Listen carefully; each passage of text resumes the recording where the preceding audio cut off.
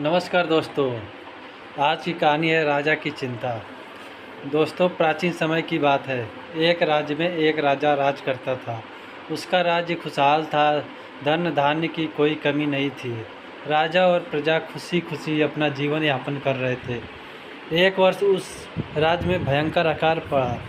पानी की कमी से फसलें सूख गईं। ऐसी स्थिति में किसान राजा को लगान नहीं दे पाए। लगान प्राप्त न होने के कारण राजस्व में कमी आ गई और राजकोष खाली होने लगा।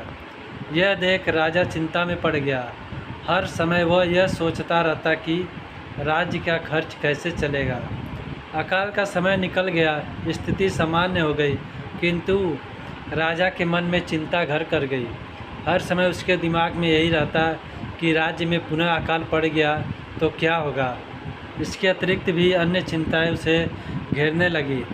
पड़ोसी राज्य का भय, मंत्रियों का षड्यंत्र जैसी कई चिंताओं ने उसकी भूख प्यास और रातों की नींद छीन ली। वह अपनी इस हालत से परेशान था, किंतु जब भी वह राजमहल के माली को देखता तो आश्चर्य में पड़ जाता। दिन भर मेहनत करने के बाद वह रूखी सूखी रोटी भी शक्कर खाता और पेड़ के नीचे मज़े से सोता। कई बार राजा को उससे जलन होने लगती।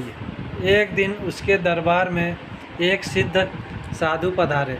राजा ने अपनी समस्या साधु को बताई और उसे दूर करने सुझाव मांगा। साधु राजा की समस्या अच्छी तरह समझ गए थे। वे बोले, राजन, तुम्हारी चिंता की जड़ राजपाट है। अपना राजपाट पुत्र को देकर चिंता मुक्त हो जाओ। इस पर राजा बोला, गुरुवर, मेरा पुत्र मात्र 5 वर्ष का है। वह अबोध बालक राजपाट कैसे संभालेगा। तो फिर ऐसा करो कि अपनी चिंता का भार तुम मुझे सौंप दो। साधु बोले। राजा तैयार हो गया और उसने अपना राजपाट साधु को सौंप दिया। इसके बाद साधु ने पूछा, अब तुम क्या करोगे। राजा बोला, सोचता हूँ कि अब कोई व्यवसाय कर लूँ, लेकिन उसके लिए धन की व्यवस्था कैसे करोगे। अब तो राजपाट मेरा है, राजकोष के धन पर भी मेरा अधिकार है, तो मैं कोई नौकरी कर लूँगा। राजा ने उत्तर दिया, ये ठीक है, लेकिन यदि तुम्हें नौकरी ही करनी है तो कहीं और जाने की आवश्यकता नहीं, यहीं नौकरी कर लो। मैं तो साधु हूँ, मैं अपनी कुटिया में ही रहूँगा। राजमहल में ही रहकर मेरी ओर से तुम ये राजपाट संभालना।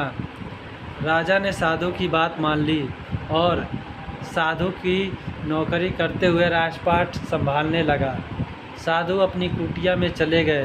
कुछ दिन बाद साधु पुनः राजमहल आए और राजा से भेंट कर पूछा, कहो राजन, अब तुम्हें भूख लगती है या नहीं, और तुम्हारी नींद का क्या हाल है।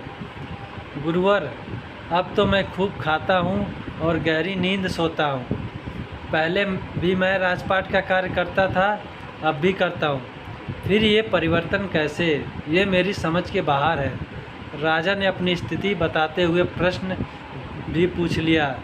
साधु मुस्कुराते हुए बोले, राजन, पहले तुमने काम को बोझ बना लिया था और उस बोझ को हर समय अपने मानस पटल पर ढोया करते थे, किंतु राजपाट मुझे सौंपने के उपरांत तुम समस्त कार्य अपना कर्तव्य समझकर करते हो, इसलिए चिंता मुक्त हो।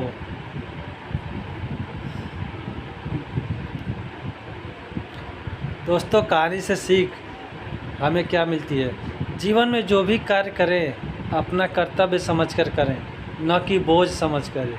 यही चिंता से दूर करने का तरीका है। दोस्तों, अगर आप लोगों को वीडियो पसंद आए तो लाइक और सब्सक्राइब ज़रूर कर देना।